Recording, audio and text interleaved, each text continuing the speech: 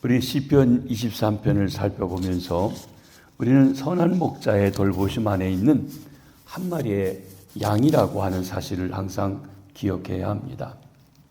우리는 1절을 통해서 여호와 하나님을 나의 목자로 삼은 사람은 모든 방면에서 부족함이 없다는 진리를 보았습니다. 왜냐하면 선한 목자가 양의 모든 것에 대해서 관심하고 돌아보고 인도해주기, 책임져주기 때문에 그렇습니다.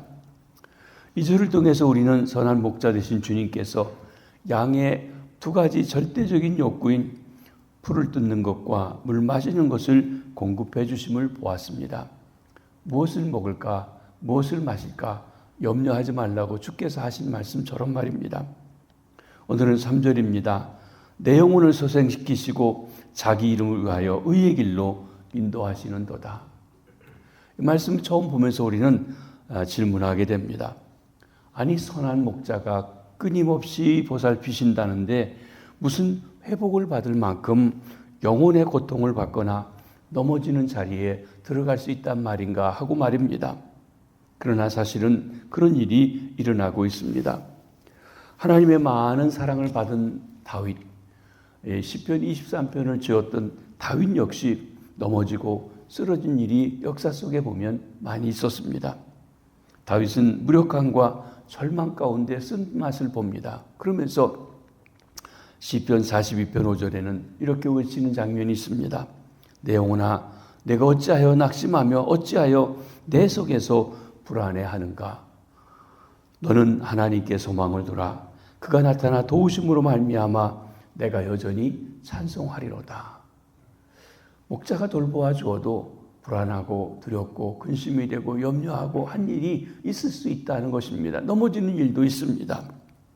내 영혼을 소생시키시고, 이 말씀은 많은 양들이 넘어지는 양을 일으켜 주시는 그 목자의 모습을 우리가 생각해 보게 됩니다. 양들 가운데 넘어지는 양이 있습니다. 양은 자빠지면 혼자 일어나지 못한다는 것이에요. 넘어진 양은 매우 가련합니다. 불쌍합니다. 벌렁 나자빠진 채 발로 허공을 치면서 일어나 보려고 안간힘을 쓰지만 아무 소용이 없습니다. 양은 말도 못하지만 살려달라고 아우성을 나름대로 칠 것입니다. 만일 목자가 그 자리에 있었으면 먼저 넘어져 있는 양을 일으켜 세웁니다. 그러나 목자가 그 자리에 없으면 양은 자빠진 채 그만 보둥거리다가 지쳐서 죽고 만다고 하는 것입니다. 그러므로 주의 깊은 목자는 양무리 가운데 한두 마리 눈에 보이지 않는다고 하면 이거 어딘가 넘어져 자빠져 있구나 하고 생각하며 찾게 됩니다. 목회하면서 보면 성도들도 그런 것을 봅니다. 아마 이 말씀을 들으면서 구역을 맡아 돌본다든지 목회자님들은 잘 이해하시게 될 것입니다. 우리 식구가 한두 주간 안 보여서 찾아가 신방하고 또는 연락해보면 어떤 문제가 있습니다. 때로는 실족해서 마음의 상처를 가지고 안 나오는 경우도 있습니다. 스스로 일어나지 못합니다. 스스로 해결하지 못합니다. 스스로 넘어져서 쓰러져서 발버둥 치고 있습니다. 그때 마침 찾아가 붙들어주고 그 이야기를 들어주고 왜 섭섭했는지 들어주면 다시 회복해서 걷기 시작할 수 있습니다. 우리가 때로 교회 결석자들을 빨리 파악하고 또 신속히 돌아보아야 하는 이유입니다.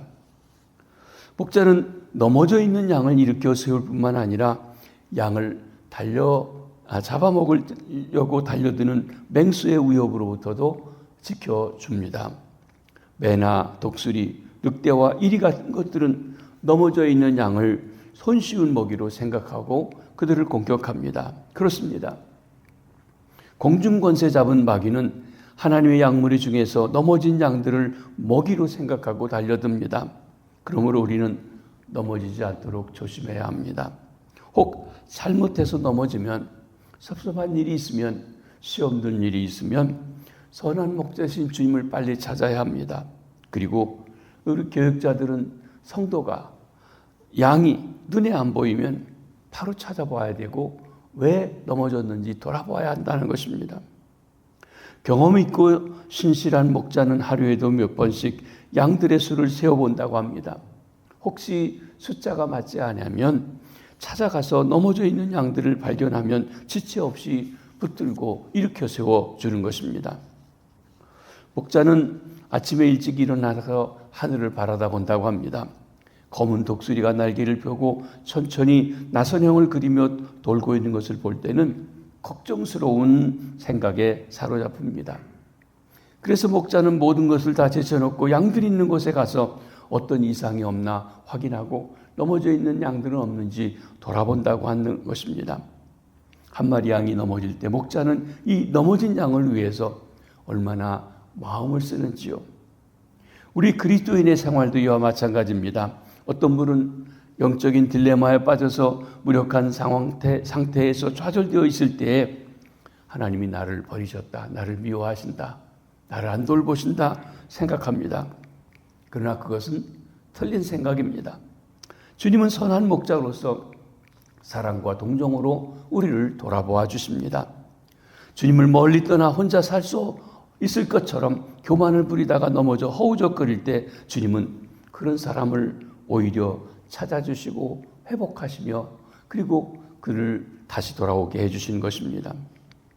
우리 주님은 선한 목자로 일생을 사셨고 주님의 일생을 돌아볼 때 주님이야말로 넘어진 양들을 일으켜 세우시는 선한 목자인 것을 새삼 깨닫게 됩니다. 그 중에 가장 우리가 대표적으로 볼 수 있는 것은 넘어진 베드로를 찾아가서 일으켜 세우신 것입니다. 사랑하는 제자입니다. 수제자였습니다. 그런데 주님을 베드로는 3번이나 모른다고 부인합니다. 그 중에 한 번은 저주하면서 부인했다고 했습니다. 그럼에도 불구하고 주님은 베드로를 다시 찾아가십니다. 음식을 장만해 먹이시고 그리고 베드로야 내가 나를 사랑하느냐? 나도 너를 사랑하는데 그리고 주여 그러하나이다 대답하는 그에게 내 양을 먹이라고 내 양을 치라고 사명을 새롭게 해주십니다. 베드로를 소생시키신 것입니다. 우리 주님은 이와 같이 온유와 사랑과 인내로 넘어진 양을 일으켜 세우셨습니다. 예수님은 내가 비록 언제 어디서 어떻게 넘어질지라도 나를 일으켜 세우시려고 조용히 다가오십니다. 시편 100편 3절에 하나님과 우리의 관계를 이렇게 말씀하십니다. 여호와가 우리 하나님이신 줄을 너희는 알지어다. 그는 우리를 지으시니요 우리는 그의 것이니 그의 백성이요 그의 기르시는 양이로다. 우리는 하나님의 자녀입니다. 또 하나님께서 돌보아 주시는 양이라는 사실을 기억해야 합니다. 우리는 선한 목자 되신 우리 하나님이 관심 있게 돌보는 양이라는 사실을 잊지 말아야 할 것입니다. 그렇지 않으면 우리가 주님께 속하여 주님의 인도함을 받고 다스림을 받고 있으면서도 때때로 낙심하고 절망하게 되는 것입니다. 그러면 양이 왜 자빠지고 넘어집니까? 그 이유가 무엇입니까? 우리 심령이 넘어지기 쉬운 조건이 무엇입니까? 양의 경우도 같습니다. 필립 켈러라고 하는 양과 목자 목자가 본 시편 23편이라고 하는 책에 그는 실제 목자와 양과의 관계에서 이런 일들을 쓰고 있는데 거기 3가지를 언급해주고 있습니다. 첫째로는 양들은 부드러운 장소를 찾으려고 하는 의식이 있다는 것입니다. 눕기 편하고 움푹 들어간 장소를 택하여 양들은 번번이 넘어진다는 것입니다. 이런 곳에 갔다가 아예 벌렁 낮아빠지기도 합니다. 마찬가지입니다. 우리 그리스도인들도 고생 없이 편안히 살기 원하는 마음이 누구에게나 있습니다. 바로 그런 것이 위험한 것입니다. 그리스도인이 자신도 모르게 안일과 나태에 빠져 넘어지지 않으려면 좀 힘들고 귀찮더라도 자진해서 할 수 있는 신앙 훈련을 받아야 합니다. 물론 어떤 훈련을 받는다는 것 우리에게 쉽지 않습니다. 그러나 이것이 우리의 심령을 튼튼하게 하는데 꼭 필요한 것입니다. 그래서 우리 선한 목자 되신 주님께서는 우리의 환경이 별로 평안하지 못한 곳으로 우리를 인도하고 그리고 가만히 앉아서 가만히 누워서 게으름 부리지 않도록 우리를 자꾸 닥달하시는 것입니다. 여러분도 체험해서 아시겠지만 육신이라고 하는 것이 편하게 되면 편할수록 더 편한 것을 좋아하게 됐습니다. 그래서 종종 넘어지게 됩니다. 생각해 보시기 바랍니다. 뛰는 사람은 걷는 게 좋습니다. 걷는 사람은 서 있는 게 좋습니다. 서 있으면 앉고 싶습니다. 앉으면 눕고 싶은 것입니다. 평안한 곳만 찾아가면 결국 내 영혼이 넘어지기 쉽다는 것이에요. 우리 신앙생활하면서도 자꾸 편리한 대로, 편한 대로 좀 쉽게 하려고 하는 그런 경향성들이 사람들이 있다는 것입니다. 그게 우리로 하여금 넘어지게 하고 바로 나아가지 못하게 만드는 것입니다. 둘째로 털이 너무 많아 털이 많이 자란 양들이 넘어지기가 쉽습니다. 양의 털이 너무 길게 자라면 진흙이 묻고 똥이 묻고 여러 가지 먼지로 무겁게 엉켜서 양이 그 몸을 움직이는데 힘들고 넘어지기가 쉽습니다. 성경에서 털은 그리스도인의 낡은 습관을 가리킨다고 말씀하고 있습니다. 자기중심적인 생활을 말합니다. 털은 내가 계속해서 내 주변의 세상과 접촉하고 있는 내 생활의 영역을 말해줍니다. 여기서 우리는 내 영혼을 누르는 무겁게 하는 여러 가지 세상적인 것들이 많이 있음을 압니다. 그렇죠. 우리 그리스도인들이 주님과 산다고 하지만 세상을 피해서 살 수 없고 세상 속에서 살아가는 것입니다. 그것이 죄는 아니지만 내가 신앙생활 하는데 방해가 되는 것, 걸려 넘어지게 하는 것들이 또한 우리 주변에 있을 수 있습니다.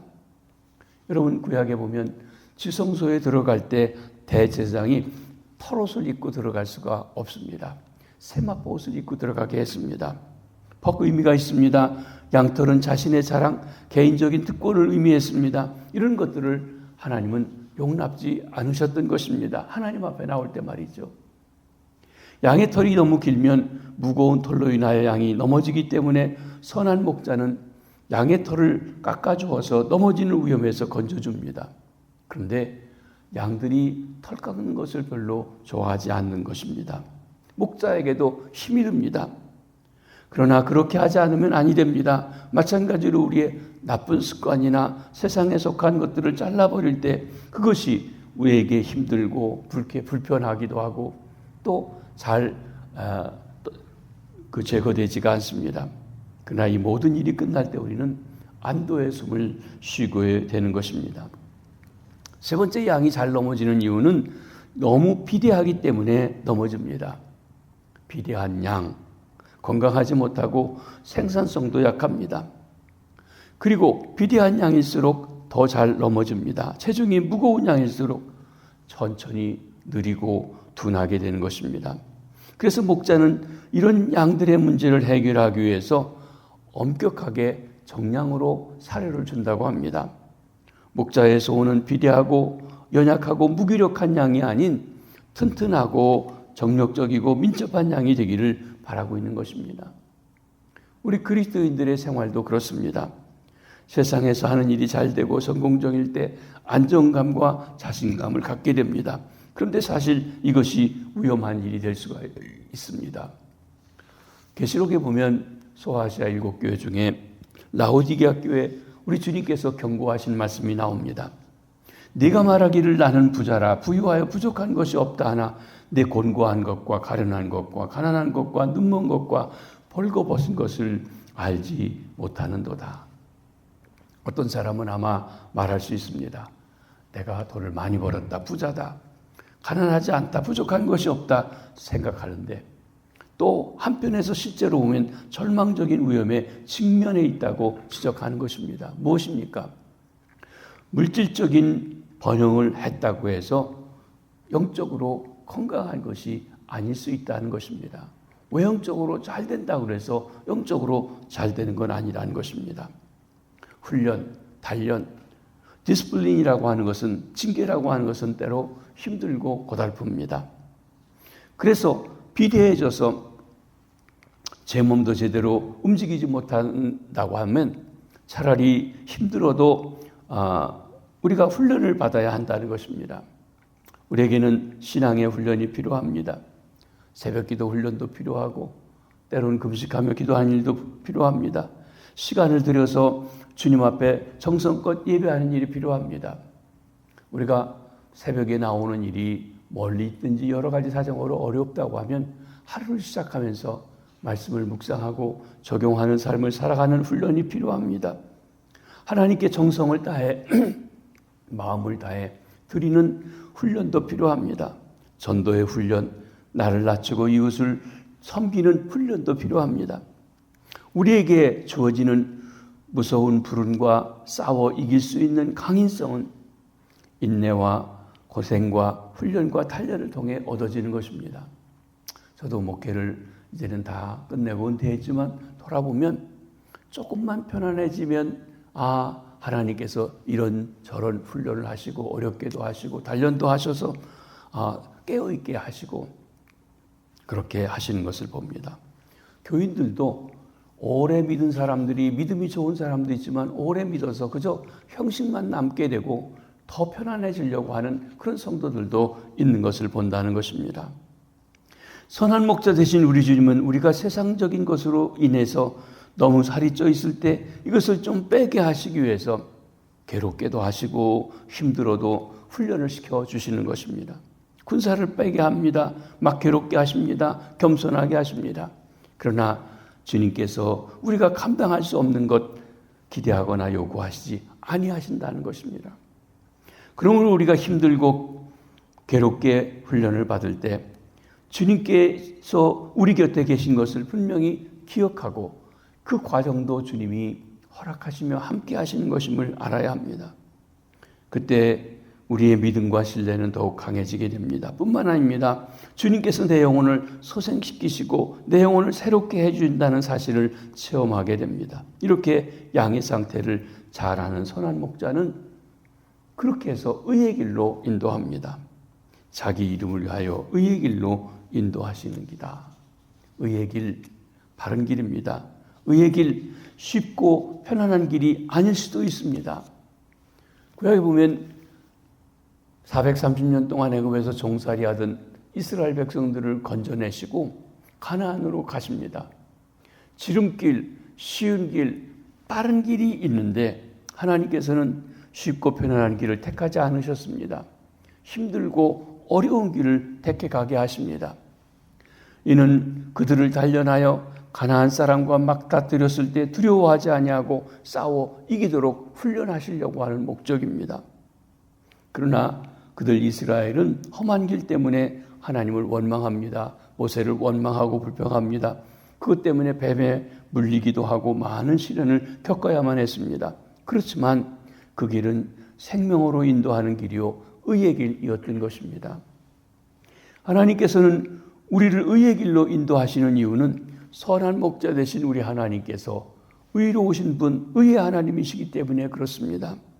선한 목자는 그 양들을 의의 길로, 바른 길로, 생명의 길로 인도해 가시는 것입니다.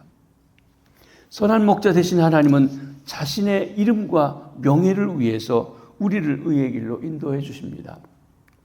에스겔서를 보면 바벨론에 포로 잡혀간 그 백성들, 그 원인과 이유를 이야기하고 그들이 돌이킬 것에 대한 말씀들을 주시는데 하나님은 그의 거룩한 이름을 위해서 백성들을 다루시기도 하고 그 백성들을 포로 잡아갔던 바벨론을 치기도 하신다고 그랬습니다. 그 백성이 하나님을 떠나 우상을 섬기고 방종하고 방탕했을 때 하나님께서는 그의 백성 이스라엘을 바벨론에 포로 잡혀가도록 허락하십니다. 하나님께서 더러워진 백성을 정결하게 하고 교만한 백성을 낮추시고 비만해진 백성을 겸손하게 하려고 하셨던 것입니다. 그러면서도 하나님께서는 자신의 이름과 명예를 위해서 하나님의 백성 이스라엘을 사로잡아 갔던 바벨론, 그 기간이 지나면 바로 그들도 하나님께서 무섭게 징계하신다고 하셨습니다.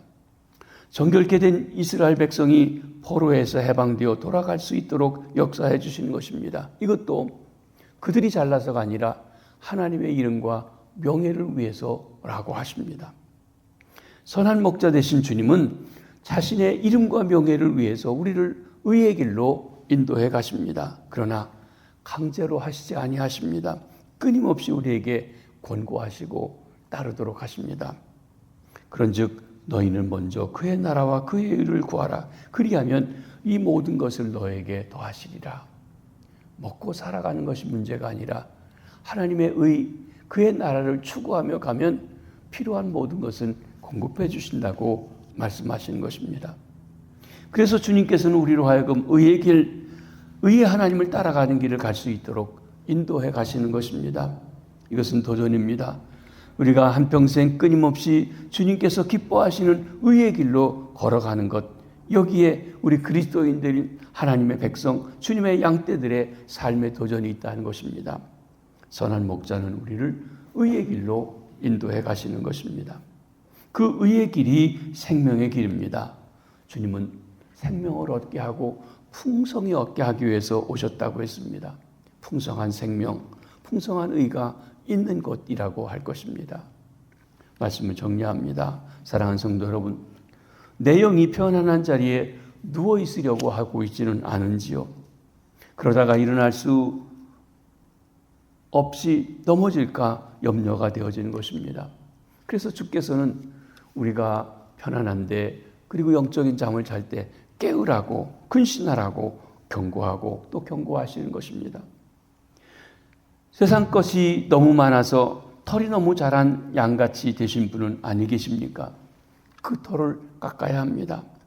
아쉬워도 힘들어도 세상 것을 잘라버려야 내 영혼이 소생할 수 있습니다. 큰 풍파 일어나는 것, 세상줄 끊음이라고 찬송가에 노래합니다. 혹시 세상 일이 너무 잘 되고 성공적이어서 자신감을 가지신 분은 아니 계십니까? 너무 영적으로 비대해져서 살이 쪄서 거들럭거리지만 잘 민첩하게 움직이고 행동할 수 없게 되신 분은 아니 계십니까? 주님 앞에 겸손할 줄 알아야 합니다.